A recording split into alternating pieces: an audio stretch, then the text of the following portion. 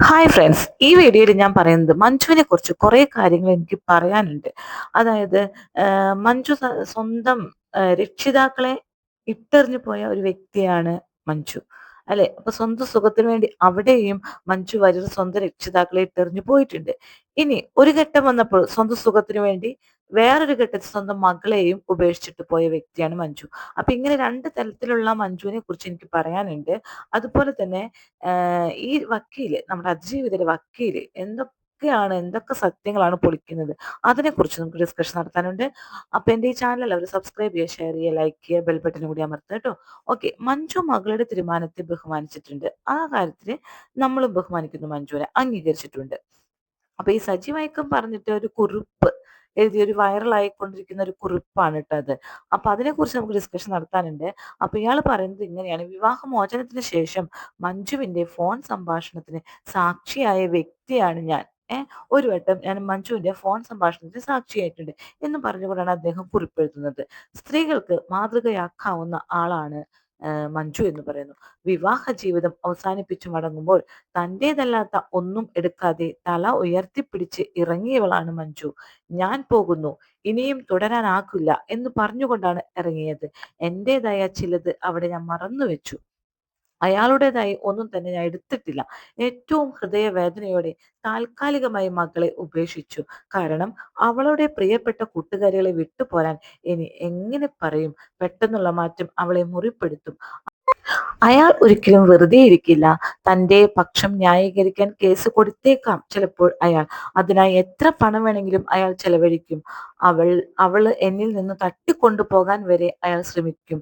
അവളുടെ കളിയും ചിരിയും ആകേണ്ട ആ ചെറിയ പ്രായത്തിൽ കോടതികൾ കയറിയിറങ്ങാനും വക്കീലന്മാരുടെ ഈ നുണക്കഥകൾക്കുള്ള ചോദ്യങ്ങൾക്കുള്ള മറുപടി പറയാനും അങ്ങനെ ഹൃദയം തകർന്നു നിൽക്കുന്ന സാഹചര്യം അവൾക്ക് ഉണ്ടാകരുത്. അവളുടെ മാനസിക തകർച്ച ഭയാനകമാണ് അപ്പോൾ. എന്നോടുള്ള വഴക്ക് മകളെ നന്നായി നോക്കാൻ അയാളെ പ്രേരിപ്പിക്കും. ചെറിയ കുട്ടിയല്ലേ, അവളുടെ വിഷമം പെട്ടെന്ന് മാറും. അവൾ എല്ലാ കാലത്തും സന്തോഷമായി ഇരിക്കട്ടെ. ഇങ്ങനെ സ്വപ്നങ്ങൾക്കൊപ്പം സഞ്ചരിക്കുക, സാധ്യമാക്കുക.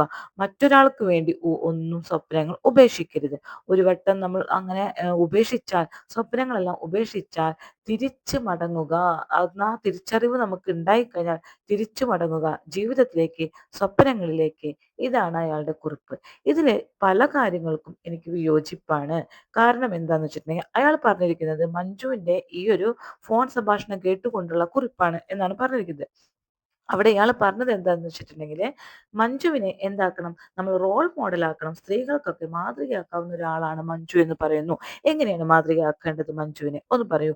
ഇപ്പോൾ ആള് ബോൾഡായി ഒരു ക്യാരക്ടറായി. ഓക്കെ, ചെറുപ്പത്തിലെ ആളുടെ സ്വന്തം സുഖത്തിന് വേണ്ടി ഇതേപോലെ അച്ഛനമ്മമാരെ ഉപേക്ഷിച്ച് സ്വന്തം സുഖത്തിന് ഇറങ്ങി തിരിച്ചു മഞ്ജു. ഓക്കെ, കുഴപ്പമില്ല. ഇറങ്ങി തിരിച്ചൊരു ജീവിതത്തിലേക്ക് പോയി. പക്ഷെ നമ്മൾ ഒരുപാട് പേപ്പർ കട്ടിങ്സ് കണ്ടിട്ടുണ്ട്. മഞ്ജുവിനെ കാണാനില്ല, മഞ്ജു പോയി, അങ്ങനെ ഒരു ഡയറക്ടറൊപ്പം അങ്ങനെയൊക്കെ പറഞ്ഞ് കുറേ സംഭവങ്ങൾ നമ്മൾ കേട്ടിട്ടുണ്ട് അല്ലേ? അപ്പൊ ഇതൊക്കെ നമ്മൾ മാതൃകയാക്കണോ? സ്വന്തം മാതാപിതാക്കളെ ഉപേക്ഷിച്ച്, നന്നായി പൊന്നുപോലെ വളർത്തിയ മാതാപിതാക്കളെ ഉപേക്ഷിച്ച് നമ്മൾ പെട്ടെന്ന് ഒരു ഡയറക്ടറൊപ്പം അല്ലെങ്കിൽ ദിലീപിന്റെ ഒപ്പം അങ്ങനെ രണ്ട് മൂന്ന് ആൾക്കാരൊപ്പം പോകണോ എന്നാണ് എന്റെ ചോദ്യം. അത് അമ്മ കൊടുത്തൊരു കേസ് ഫയലാണ് കേട്ടോ ഞാൻ കണ്ടിരിക്കുന്നത്, മഞ്ജുവിനെ കാണാനില്ല എന്ന് പറഞ്ഞിട്ട്. പിന്നീട് മഞ്ജു തിരിച്ചു വന്നു. പിന്നീട് ദിലീപുമായിട്ട് ഇതേപോലെ തന്നെ പോയി. പിന്നീട് അവർ തിരിച്ചു വന്ന് രക്ഷിതാക്കൾ കല്യാണം കഴിച്ചു കൊടുത്തു. അപ്പൊ ഇതൊന്നും റോൾ മോഡൽ ആക്കാൻ പറ്റിയ സംഭവമേ അല്ല. പിന്നെ പിന്നെ എനിക്ക് പറയാനുള്ളത്, വിവാഹബന്ധം തകർന്നു നിൽക്കുന്നു. ഒരു മെസ്സേജിന്റെ പുറത്ത് കുറച്ച് മെസ്സേജസുകൾ കണ്ടു എന്ന് പറഞ്ഞുകൊണ്ട് ഭർത്താവിന്റെ ഫോണിൽ കുറെ വേറെ പെണ്ണുങ്ങളുടെ മെസ്സേജ് കണ്ടു. ഉടനെ നമ്മൾ എന്ത് ചെയ്യണം? മഞ്ജു ഉടനെ ചെയ്തത് എന്താണ്? ഫ്രണ്ട്സുകളെടുത്തും അതുപോലെ തന്നെ രക്ഷിതാക്കളെടുത്തും അതുപോലെ തന്നെ വീട്ടുകാരെടുത്തും പറഞ്ഞ് അവരെയൊക്കെ വിളിച്ച് ഒരു സമ്മേളനം നടത്തിയിട്ടുണ്ട് മഞ്ജു. അത് പറയുന്നുണ്ട്. അപ്പൊ അവരടുത്തൊക്കെ പറഞ്ഞിട്ട് എന്ത് ചെയ്യണമായിരുന്നു മഞ്ജു? സ്റ്റേൺ ആയിട്ടുള്ള ഒരു ഡിസിഷൻ എടുക്കണമായിരുന്നു. ഇയാൾ ഇനി ഇങ്ങനെ പോവാൻ പാടുകയില്ല. ഇനി മേലാൽ ഈ വക സ്ത്രീകളുമായിട്ട് ബന്ധങ്ങൾ പുലർത്തി കഴിഞ്ഞാൽ ഞാൻ മീഡിയസിനെ അറിയിക്കും. കാരണം ലൈം ലൈറ്റിൽ നിൽക്കുന്ന ഒരു ആക്ടറാണ് ദിലീപ്. അപ്പൊ മീഡിയാസിനെ അറിയിക്കുമെന്ന് പറഞ്ഞാൽ തന്നെ കൂടുതൽ അലർട്ട് ആവും അല്ലെ?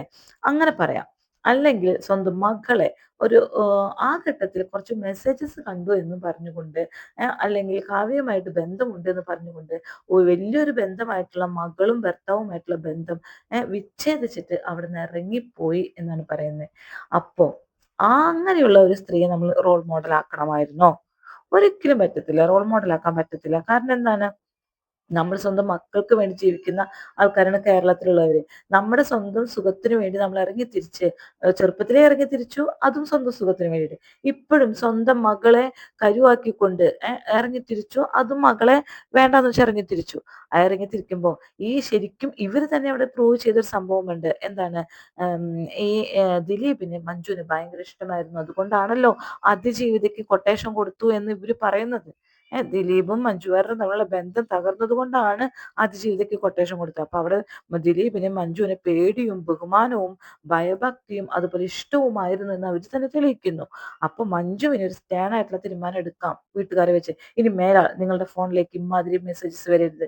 കണ്ടു കഴിഞ്ഞാൽ ഞാൻ എന്തെങ്കിലും എടുക്കും, അല്ലെങ്കിൽ ആക്ഷൻ എടുക്കണം, അല്ലെങ്കിൽ പോലീസിന് അറിയിപ്പ് കൊടുക്കണം, അല്ലെങ്കിൽ എന്തെങ്കിലും കേസ് കൊടുക്കണം. ഇങ്ങനെ ഒരു സ്ത്രീ മെസ്സേജസ് അയക്കുന്നു, ഞങ്ങളുടെ കുടുംബ ബന്ധം തകർക്കാൻ നോക്കുന്നു എന്ന് പറഞ്ഞുകൊണ്ട് മെസ്സേജസ് അയക്കണം. അല്ലാതെ നാട്ടുകാരെ മുഴുവൻ വിളിച്ചുകൂട്ടി ഫ്രണ്ട്സുകളെ മുഴുവൻ അവരെ വീടുകളിലേക്ക് കൊണ്ടുപോയി എല്ലാവരും അറിയിച്ച് പ്രശ്നം ഉണ്ടാക്കുകയല്ല വേണ്ടത്. നമുക്ക് നമ്മുടെ ലൈഫിനെ സെക്യൂർ ആക്കി തീർക്കണം. അതിന് വേണ്ടിയിട്ടുള്ള കാര്യങ്ങൾ എടുക്കണം എന്ന്. അതും സ്റ്റേൺ ആയിട്ടുള്ള ഒരു സ്ത്രീയാണ് മഞ്ജു. അങ്ങനെ ചെയ്യേണ്ടതായിരുന്നു. ആർക്ക് വേണ്ടി? ആ മകൾക്ക് വേണ്ടിയിട്ട്. എന്നിട്ട് ആ മകളെ വലിച്ചെടുക്കാൻ ഇഷ്ടമില്ലാത്തത് കൊണ്ടാണ് മകൾ കൊച്ചു ചെറുപ്പത്തിലെ എല്ലാം മറന്നുകൊള്ളും എന്നൊക്കെ പറഞ്ഞു കഴിഞ്ഞാൽ ആ വിഷമം മനസ്സിലാവില്ല. കൊച്ചുമോളാ, 13, 12 വയസ്സായ ഒരു മോൾക്ക് അമ്മയില്ലാത്തൊരു അവസ്ഥയുണ്ടല്ലോ. അതൊരു വല്ലാത്ത അവസ്ഥയാണ്. അമ്മയ്ക്കത് മനസ്സിലാവും. സ്വന്തം അമ്മയ്ക്ക് മനസ്സിലാവും. അമ്മ എന്തുകൊണ്ട് അങ്ങനൊരു നടപടി എടുത്തു. ഇതാണോ റോൾ മോഡൽ ആക്കേണ്ടത്? എല്ലാ സ്ത്രീകളും ഇതാണോ റോൾ മോഡൽ ആക്കേണ്ടത്? ഒരിക്കലും റോൾ മോഡൽ ആക്കരുത്. ഇപ്പോൾ ലേഡി സൂപ്പർ സ്റ്റാർ ഒക്കെ തന്നെയാണ്.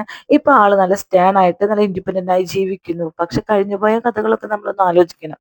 എന്തൊക്കെ ചെയ്തു കൂട്ടി. ദിലീപിനെ വരച്ച വരെ നിർത്താൻ പറ്റുന്ന ഒരേ ഒരു ക്യാരക്ടറായിരുന്നു മഞ്ജു വാര്യർ. എന്തുകൊണ്ട് ചെയ്തില്ല? മറ്റൊരു സ്ത്രീ കുറച്ച് മെസ്സേജസ് അയച്ചു, കുറച്ച് പ്രേമമുണ്ട് എന്ന് പറഞ്ഞ് ആ സ്ത്രീക്ക് വിട്ടുകൊടുത്ത് വീട് വിട്ടിറങ്ങി സ്വന്തം മകളെ വിഷമിപ്പിച്ച ആ മകൾ എന്തുമാത്രം അനുഭവിച്ചിട്ടുണ്ടാവും അറിയോ? ശരിക്കും പ്രായപൂർത്തിയാകുന്ന ടൈമായിരുന്നു ആ ടൈം. ഒരമ്മയുടെ സാന്നിധ്യം വേണ്ട ടൈമിൽ അമ്മ സ്വന്തം ഇഷ്ടത്തിന് സ്വന്തം സ്വപ്നങ്ങൾക്ക് പിന്നാലെ ഇറങ്ങി തിരിച്ചു എന്നാണ് പറയുന്നത്. സഞ്ചരിച്ചു എന്ന് പറഞ്ഞു കഴിഞ്ഞാൽ ഒരു മകളുടെ സ്വപ്നം അപ്പൊ എവിടെ പോയി? ആ മകൾക്കൂല്ലേ സ്വപ്നങ്ങള്. അമ്മ അതും കൂടി നോക്കണം. ഒരമ്മയാക്കുമ്പോ നമ്മൾ അതൊക്കെ കൂടി നോക്കണം. പിന്നെ അപ്പൊ അത് കഴിഞ്ഞു ട്ടോ. അത് പോട്ടെ. ഇനി ഈ വക്കീലിന്റെ കുറെ കാര്യങ്ങളുണ്ട്. എന്തൊക്കെയാണ് ഈ വക്കീല് പറയുന്നത്? അതിജീവിതയുടെ വക്കീല് പറയുന്നത് എല്ലാ സത്യവും അത് തന്നെ പൊളിക്കുന്ന എനിക്ക് തോന്നുന്നത്. ദിലീപ് പാർട്ണറാണ് എന്ന് പോലും ലാൽ മീഡിയയില് ദിലീപ് പാർട്ണറാണ് എന്നാണ് പറയുന്നത്. എങ്ങനെയാണ് പാർട്ണർ ആകുന്നത്? ഈ ലാൽ മീഡിയ ശരിക്കും ലാൽ സ്റ്റുഡിയോ ശരിക്കും ലാലിന്റെ പൂർണ്ണ ഉത്തരവാദിത്തത്തിലാണ്. അതിൽ DLS എന്ന് പറഞ്ഞ ഒരു സാങ്കേതിക സിസ്റ്റം ഉണ്ട്. Digital Lal system. ഈ സിസ്റ്റാണ് ആരൊക്കെ കൂടിയിട്ട് നമ്മുടെ സുരേഷ് ഗോപിയും ദിലീപും കൂടിയിട്ട് അതിൽ സഹകരിച്ചിട്ടുള്ളത്. ഡിജിറ്റൽ സിസ്റ്റം മാത്രം ട്ടോ സഹകരിച്ചിട്ടുള്ളത്. ലാൽ മീഡിയ മൊത്തം ലാലിന്റെയാണ്. അപ്പൊ DLS എന്ന് പേര് വരാൻ കാരണം എന്താണ്? ദിലീപ്, ലാല്, സുരേഷ് ഗോപി അങ്ങനെ 3 പേരും കൂടിയിട്ടുള്ള സഹകരിച്ചത് കൊണ്ടാണ് ആ ഡിജിറ്റൽ സിസ്റ്റം മാത്രം ഇവരുടെ പേരിൽ വന്നു തീർന്നത്. അപ്പൊ ലാൽ സ്റ്റഡിയെ പൂർണ്ണമായിട്ടും ലാലിന്റെ ഉത്തരവാദിത്വത്തിലാണ്. സ്റ്റുഡിയോയിലെ ഓണർ ആരാണ് അപ്പോയിന്റ് ചെയ്തതല്ലേ? ദിലീപും അല്ല, ഈ പൾസർ സുനിയും മാർട്ടിനും. ലാൽ ക്രിയേഷൻസിന്റെ ഡ്രൈവർമാരെന്നല്ലേ നിങ്ങൾക്കറിയുന്നത്? അതിലെ പങ്കാളി ആരാണെന്ന് അറിയാം? പാർട്ട്ണർ ദിലീപ്. മനസ്സിലായില്ലേ? കേട്ടല്ലോ. അതിജീവിതയുടെ വക്കീല് പറയുന്ന കാര്യമാണ് ദിലീപ് ലാൽ സ്റ്റുഡിയോയുടെ പാർട്ണർ ആണ് എന്ന് പോലും. അതും അപ്പൊ പറഞ്ഞു വെക്കുന്നതാണ് ലാലും ദിലീപും കൂടിയിട്ട് ചേർന്നിട്ടാണ് ചെയ്തതെന്നാണോ പറഞ്ഞു വെക്കുന്നത്? എനിക്ക് മനസ്സിലാകുന്നില്ല. ഇനി ലാലിന്റെ ഒരു വോയിസ് നമുക്ക് കേൾക്കാം. പറഞ്ഞതിന്റെ പുറകിൽ ഗൂഢാലോചന ഒന്നും ഉണ്ടാവില്ല എന്ന് തന്നെ പറഞ്ഞത്. കാരണം എന്താ വെച്ചാല് എനിക്ക് തോന്നിയത് ആ സുനി എന്ന് പറഞ്ഞ ആളും മറ്റാളും കൂടി ചെയ്ത ഒരു കാര്യമായിട്ടാണ് എനിക്ക് തോന്നിയത്. അതിന്റെ പുറകിൽ ഇപ്പൊ അതിന്റെ പുറകെ പിടിച്ചു പോകേണ്ട കാര്യമില്ല.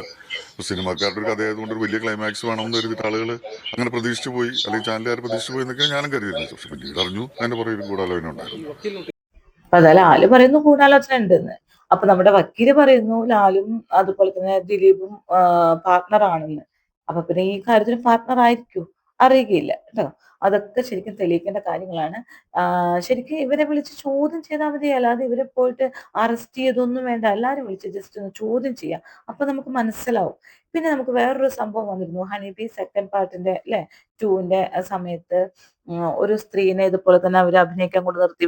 വൃത്തികെട്ട വസ്ത്രങ്ങൾ ഇടാൻ വേണ്ടി പറഞ്ഞു. ലാലിന്റെ മകൻ വൃത്തികെട്ട വസ്ത്രങ്ങൾ ഇടാൻ വേണ്ടി പറഞ്ഞു എന്നൊക്കെ പറയുന്നുണ്ട്. അപ്പോ ഈ സ്ത്രീ ദേഷ്യപ്പെട്ട് കൊണ്ട് പറ്റില്ല, 1.5 ദിവസം ഇപ്പോൾ സ്ത്രീയുടെ അടുത്ത് വേണ്ട അതിനുമായിട്ട് പെരുമാറി എന്നൊക്കെ പറഞ്ഞ് ഈ സ്ത്രീ സ്ത്രീ പോയിട്ട് കേസ് കൊടുത്തു. കേസ് കൊടുത്തപ്പോൾ ഈ ലാലിന്റെ മകനെയൊക്കെ അറസ്റ്റ് ചെയ്യാനുള്ള ഉത്തരവ് വന്നു. ഉത്തരവ് വന്നപ്പോൾ ലാൽ ഇതിന് എൻ്റെ അടുത്ത് ചോദിക്കുന്നുണ്ട്, മീഡിയക്കാര് പണത്തിന് വേണ്ടിയിട്ടാണോ ഈ സ്ത്രീ അങ്ങനെ കംപ്ലൈന്റ് കൊടുത്തതെന്ന് പറഞ്ഞപ്പോൾ ലാല് പറയുന്നുണ്ട്, പിന്നെ ഞങ്ങൾ പണമൊന്നും കൊടുത്ത് ഞങ്ങൾ സെറ്റിൽ ചെയ്യില്ല. കാരണം എന്താ വെച്ചാൽ പണത്തിന് വേണ്ടിയിട്ടൊക്കെ തന്നെയാണ് ഇവരൊക്കെ ചെയ്യുന്നത്. അപ്പൊ പണത്തിന് വേണ്ടിയൊക്കെ ഒരു സ്ത്രീ അങ്ങനെ ചെയ്യൂ എന്ന് ചോദിക്കുമ്പോൾ ലാല് പറയുന്നൊരു വാക്കുണ്ട് കേട്ടോ, പണത്തിന് വേണ്ടിയിട്ട് മാത്രമൊന്നുമല്ല, പലതിനു വേണ്ടി പലരും പലതരം കാര്യങ്ങൾ ചെയ്ത് നടക്കുന്ന നാടാണിത് എന്ന് കേട്ടോ. നമുക്കതൊന്ന് കേട്ട് നോക്കാം. ഒരാള് തുനിഞ്ഞിറങ്ങുമെന്ന് കരുതുന്നുണ്ടോ? പണത്തിന് വേണ്ടി മാത്രം. അതിൻ്റെയൊക്കെ അപ്പുറത്തൊക്കെ ചെയ്യുന്ന കാലഘട്ടമാണ് മോനെ, നമുക്ക് പറയാൻ പാടില്ലാത്തൊന്നുമല്ലല്ലോ ആരൊക്കെ എന്തൊക്കെ അക്രമങ്ങൾ ചെയ്യുന്നു. ഇപ്പൊ ഈ പറഞ്ഞ പോലെ നമുക്ക് നല്ല മര്യാദയായിട്ട് ഒരു പ്രശ്നങ്ങളിലും ഇടപെടാതെ, ഞാനിപ്പോ ഒരു പണത്തിന് വേണ്ടി മാത്രമല്ല, അതിനപ്പുറം നേടാൻ വേണ്ടി നടക്കുന്ന നാടാണ് ഇത് എന്ന് ആള് തന്നെ പറഞ്ഞിടുന്നുണ്ട് കേട്ടോ. അത് നമുക്കൊന്നും അറിയാൻ പാടില്ല എന്നിട്ടാണ്, പലതും ഇവിടെ നടക്കുന്നുണ്ട് എന്നൊക്കെ ആള് പറഞ്ഞിടുന്നുണ്ട്. ലാലാണ് കേട്ടോ ഇതൊക്കെ പറയുന്നത്. അനൂപ് എന്ന് പറഞ്ഞ എക്സിക്യൂട്ടീവ് പ്രൊഡ്യൂസർ ഉണ്ടായിരുന്നു. പുള്ളി പോയിട്ട് പോലീസ് സ്റ്റേഷനിൽ പോയിട്ട് കാര്യങ്ങൾ പറഞ്ഞു. നമ്മൾ ഒറിജിനൽ സ്ക്രിപ്റ്റ് കാണിച്ചു, അതിനകത്ത് ഇവള് പോയത് കൊണ്ടിട്ട് ഒഴിവാക്കേണ്ടി വന്ന ഭാഗം കാണിച്ചു കൊടുത്തു. പിന്നെ നമ്മൾ ഷൂട്ട് ചെയ്തിട്ടുള്ള സീൻ കാണിച്ചു കൊടുത്തു. ഇതിനകത്ത് എന്തെങ്കിലും വിധത്തിലുള്ള, അപ്പൊ ആദ്യം പറഞ്ഞത് ആഭാസകരമായ ഡ്രസ് ഇടാൻ പറഞ്ഞു എന്നൊക്കെയാണ് പറഞ്ഞിരിക്കുന്നത്. അങ്ങനെയൊക്കെയാണ് പറഞ്ഞതെന്നാണ് ഞാൻ കേട്ടത്. ഞാൻ പരാതിയിലാണോ അവിടെ പറഞ്ഞതാണോന്ന് അറിയില്ല. അതിനകത്തൊരു ആഭാസകരമായിട്ട് ഡ്രസ്സും ഇല്ല, ആ പടത്തിലേ ഇല്ല. മാത്രമല്ല യൂസ് സർട്ടിഫിക്കറ്റ് കിട്ടിയ പടമാണ്, അതിനകത്ത് അങ്ങനെ സംഭാഷണങ്ങളും ഇല്ല.